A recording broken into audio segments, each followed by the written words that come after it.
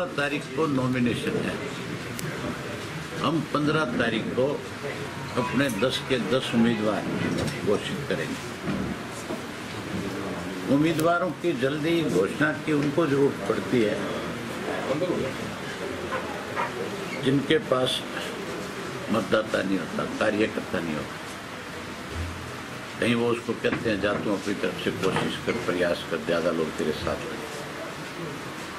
हम तो हमारी पार्टी का कार्यकर्ता ना तो बैरक में जाता है, ना पार्टी का कार्यकर्ता इस बात का लेकर के कहीं ससोपंज में पड़ता कि कौन कैंडिडेट आए। जिसको चौटाला साहब अपना सिंबल दे करके भेज देंगे उसको जिता देंगे। इन्हें लोग दो फाड़ हो गई, इसका चुनाव में नुकसान तो नहीं होगा कहीं आपको? कौन कहता है दो फाड़? जेडीपी बनी है नई पार्टी। नहीं, पार्टी तो आप बना लो, कोई रोक आप ये कैसे कहते हो कि इनेलो दो फाड़ो? इनेलो तो आज भी वो की वो है। कुछ स्वार्थी लोग जो थे वो छोड़ करके चले गए। अगर वो लोग पार्टी में रहते तो मान के चलो इस लोकसभा के चुनाव में फिर नुकसान करते। उन्हीं लोगों की वजह से इंडियन नेशनल लोकदल पार्टी को लगातार विधानसभा और लोकसभा के चुनाव में नुकसान होता है। अगली पंक्ति में कुर्सी पे आके बैठ करके भाषण देते थे और जब कोई वोट का समय आता था तो जिसको हम प्रत्याशी बना करके भेज देते उसका अंदर खाने विरोध करते थे। जो स्वार्थी लोग थे अब वो चले गए।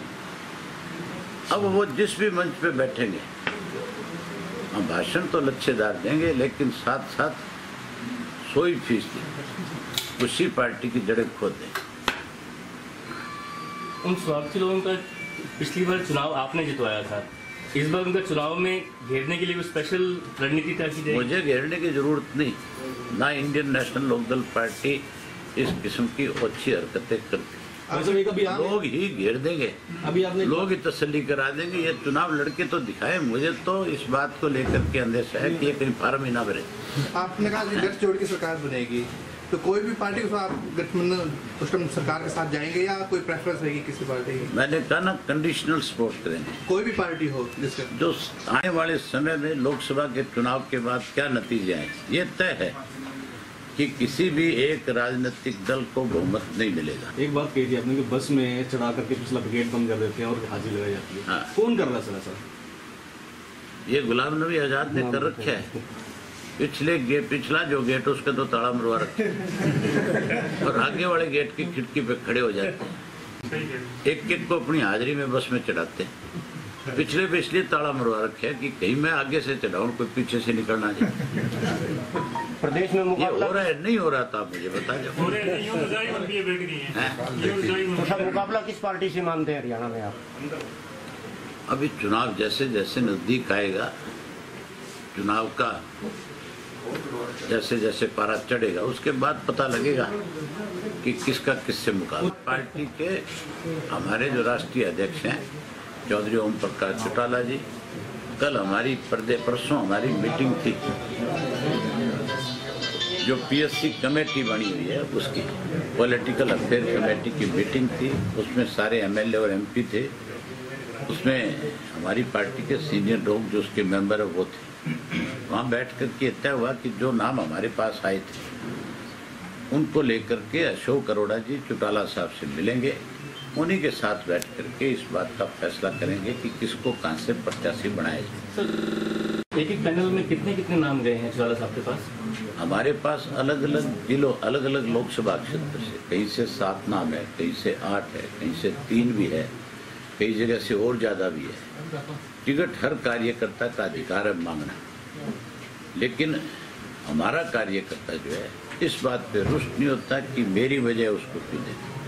सर अभी भी किसी पार्टी से गठबंधन की संभावना है? हमारा गठबंधन जनता के साथ है।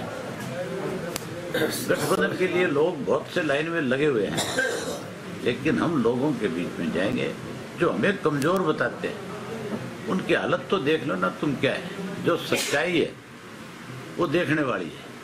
हमारे तो कार्यकर्ता की मीटिंग में भी 500 से 700 एक विधानसभा क्षेत्र का कार्यकर्ता आता है। अगर इसको जिले की मीटिंग में तब्दील करें तो मान के चलो 3 से 4 हजार कार्यकर्ताएं अलग अलग हलकों के जोड़े तो बनते हैं। ये लोग तो जिले की पूरे जिले की पब्लिक मीटिंग करे तो भी 3 हजार आदमी नहीं जोड़ पाते। जहाँ कहीं इन्होंने मीटिंगें करी वहाँ आपस में लड़े और लोगों ने इनका डट करके विरोध किया। हमारे यहाँ जो लोग अनुशासनहीन थे, जो संगठन को कमजोर करने में लगे हुए थे, उन लोगों की रांद कट गई और फिर से अनुशासित party Indian National Lokdal party बन गई। इनालो के लिए स्टार प्रचारकों से बाहर से कोई नेता आएगा या लोग आप हरियाणा से? Haryana Indian National Lokdal party जो है वो चौधरी ओम प्रकाश चौटाला, चौधरी देवीलाल की नीतियों की, चौधरी ओम प्रकाश चौटाला के संघर्ष की पार्टी है। हमारे स्टार प्रचारक चौधरी ओम प्रकाश चौटाला है। सर, उपाधि को लेकर के जो है ना, वीरेंद्र सिंह का भी एक बयान अभी आया है कि नसीहत दी है कि इस तरह की बयानबाजी ना करें जेजेपी लीडर्स। वीरेंद्र सिंह ने बयान तो दे दिया। वीरेंद्र सिंह जब राजनीतिक ताकत दिखाना चाहता है तब तो चौधरी वीरेंद्र सिंह कहते हैं कि सर छोटू राम, दीनबंधु छोटू राम का मैं नाती हूं। और जब कोई उनको अपमानित करता है तो फिर वीरेंद्र सिंह की जबान पे ताले लग जाते हैं, फिर बोलता नहीं। ये कमजोर लोगों की निशानी है। आज उनके खिलाफ, सर छोटू राम के खिलाफ जो अपशब्द, जबरदस्त टिप्पणियां जजपा की रैली में हुई और जिस तरह से उन्होंने मंच से खड़े होकर के उनका अपमान किया, हमारी पार्टी ने, हमारे पार्टी के संगठन से जुड़े हुए लोगों ने इमीडिएटली उस पर रिएक्शन किया, उनसे कहा माफी मांगे और लगातार हमने लोगों के बीच में जाकर के कहा कि ऐसे लोग जो हमारे आदरणीयों का, जो हमारे लिए भगवान स्वरूप लोग माने गए हैं। सर छोटू राम किसानों के मसीहा थे। जिस किसी घर में सर छोटू राम की आज फोटो लगी, मैं किसी और की बात नहीं करता, मेरे घर में चौधरी देवीलाल और छोटू राम दोनों की साथ साथ 2 फोटोएं लगी हुई है। मैं जब भी अपने घर से निकलता हूँ मैं दोनों के चरणों में प्रणाम करता हूँ, क्योंकि मेरे लिए वो आदरणीय है और मेरे लिए नहीं, किसान के लिए आदरणीय है। खेती करने वाला हर व्यक्ति आज भी भगवान के रूप में मानता है। कोई उनको अपमानित करे और अगर कोई उस चीज़ को अदरवाइज ले तो फिर मान करके चलो वो किसान का हितैषी नहीं, वो किसान का दुश्मन है। चौधरी वीरेंद्र सिंह इतने दिन चुप क्यों थे, उनसे पूछा जाए। उनसे ये पूछो, तैने दीनबंधु सर छोटू राम के नाम पे अलग अलग जगह पे संगठन क्यों बनाए? उन संगठनों की तरफ से इस चीज़ का विरोध क्यों नहीं हुआ? इसका मतलब आप भी उसी श्रेणी के लोग हो जिस श्रेणी के लोग आज उनको अपमानित करने का काम करते हैं। आपकी तरफ से वक्त के लिए माफ़ी मांगी जाए, अगर वो माफ़ी नहीं मांगते तो क्या वो कानूनी कार्रवाई या डिफेमेशन की कोई ऐसे लोगों के खिलाफ ना डिफेमेशन में जाने की जरूरत और ना ऐसे लोगों के लिए कोई कानूनी लड़ाई लड़ने की जरूरत। लोग ही सबक सिखाते हैं।